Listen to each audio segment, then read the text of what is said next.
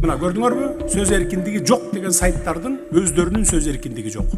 Тышкы кожоюндар өл десе өлөт, тирил десе тирилишет. Өзүнүн сөз эркиндиги жок экен, бүгүн кырдаал көрсөттү. Керекпи журналистиканы жогорку деңгээлге көтөрөбүз. Керекпи сөз эркиндиги толук камсыз кылып беребиз. Белгилүү болгондой 20-21 декабрь күндөрү 3-чү элдик курултай өттү. Анда Асылбек Абдыкадыров аттуу делегат тарабынан Азаттык, Кактус медиа, Политклиника басылмаларынын өкүлдөрүнө сөз берүү сунушталды. Абдыкадыров аталган медиалар бийликти сындап келерин айтып, ойлорун угуп коюу туура болорун кошумчалаган. Президент Садыр Жапаров макул экенин айтты. Жыйынтыгында Демирге колдоо таап, ата аталган медиалардын Кыргызстандагы жетекчилери чакырылды. Коомдук пикирди манипуляцияларга аракет жасашат. Ошолорго да өз ойлорун ачык айтканы ушул жерден трибунадан убакыт берип, алар да ойлорун билип койбойлу. Мисалы мына Азаттык, Кактус, Политклиника деген СМИлерди ошондо болуп жаткан иштерди туура маалымат менен элге түшүндүрүү жагы каралмак. Садыр Нуркожоевич кандай дейсиз? Эч каршылык жок. Зал чечет, курултай чечет. Кимди сүйлөтөбүз десеңер трибуна силердики. Анан Мыктыбек Усупович, сиз туура айттыңыз, кандай гана маселелер болбосун, мына трибунага чыгып ачык айткыла. Силердин чапаныңарды чечип албайт эч ким, бир тал чачыңар түшпөйт. Курултайдын экинчи күнү чакырылгандардын пикирин угууну каалаган 700 делегат жана коомчулук күттү. Бирок аталган медиалардын биринин да өкүлү келген жок. Көрсө Азаттык менен Кактус медианын чет өлкөдөгү кожоюндары уруксаат бербептир. Политклиниканын жетекчиси айылдамын деп шылтоолоп койгон. Мындан улам сөз эркиндигин талашкан медиалардын өздөрүндө сөз эркиндиги деген нерсе такыр жок экени түшүндүктүү болду. Массалык маалыматтын каражаттарын чакырышты, бирок келишкен жок. Баш тартышты десек да болот. Азаттык Прагадан уруксат сурайын дептир. Жыйынтыгында Прагасы уруксат бербей коюптур. Дина Маслова Кактус баш тартыптыр. Поликлиника айылдамын деген шылтоосун айтыптыр. Кече айылда болсо бүгүн деле келе берсе болмок. Качты баары да. Мына көрдүңөрбү? Сөз эркиндиги жок деген сайттардын өздөрүнүн сөз эркиндиги жок. Тышкы кожоюндар өл десе өлөт, тирил десе тирилишет. Мына ушундай. Ошол аталган маалымат каражаттарынын жетекчилерине чыктык. Бүгүн президент өзү дагы айтып өттү, чакырган экен. Мен ошол президенттин айткан сөзүн тастыктайм. Бизге келүүгө бир нече жолу кайрылдык.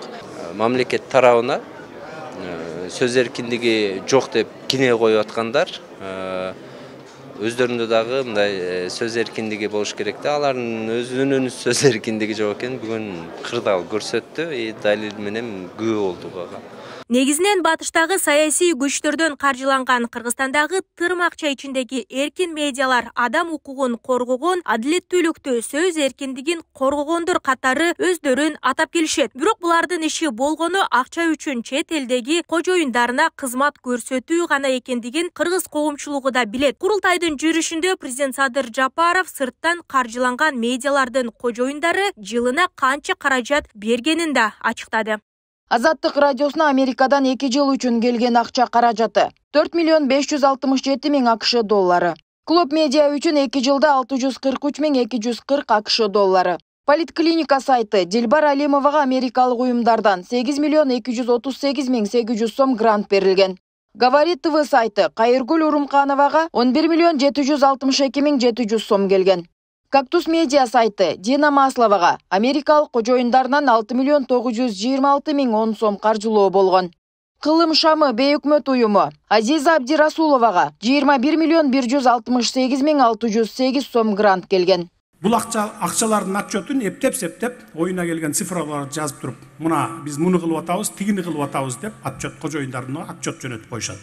Кожоюндар болсо, жакшы иш кылып жатышат экен деп буларга ишенип олтурушат. Атак бул жакта кылган иштери жалган маалыматтарды таратмай, жамандык издемей, бирөөнүн аброюна далилсиз шек келтирмей.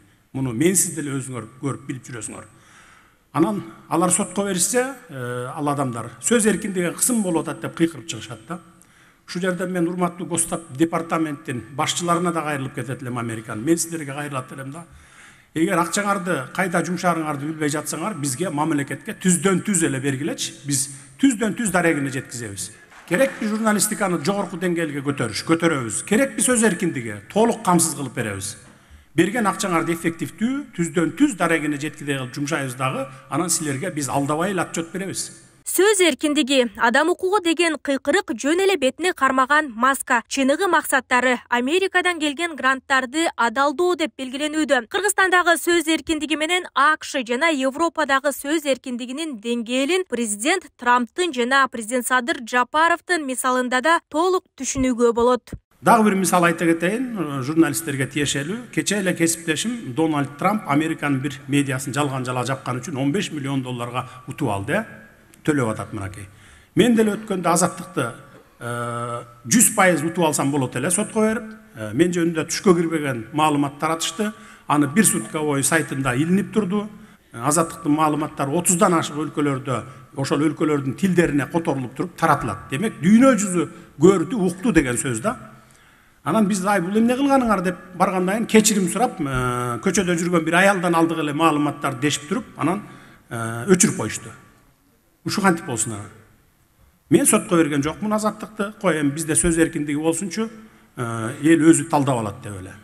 Анан журналисттерге бизге эркиндик бар бекен, же ушул биздин журналисттерде, же тигиле башка жактын журналисттеринде эркиндик бар бекен, сөз эркиндиги өзүңүздөр талдап алыңыздар. Демек өздөрүн элден өзгөчө жана сөз эркиндигине күйгөн көз карандысыз медиаларбыз деп көрсөтүп жүргөн, батыштан каржыланган Азаттык, Политклиника, Кактус сыяктуулардын чыныгы максаты сөз эркиндигин коргоо эмес, гранттарды актоо, өз өлкөсүн каралоо жана анын биримдигин бузуу экени талашсыз факт болуп турат. Бирок булар Кыргызстан миллиондорго сатылуучу товар эмес экенин, Кыргызстандын эли алардын чыныгы жүзүн көрүп турганын жана өлкөнү талкалоо жол берилбешин унутпашы зарыл эмеспи. Нурзада Сыдыкова, Майрамбек Абдибилал уулу, Регион, Бишкек.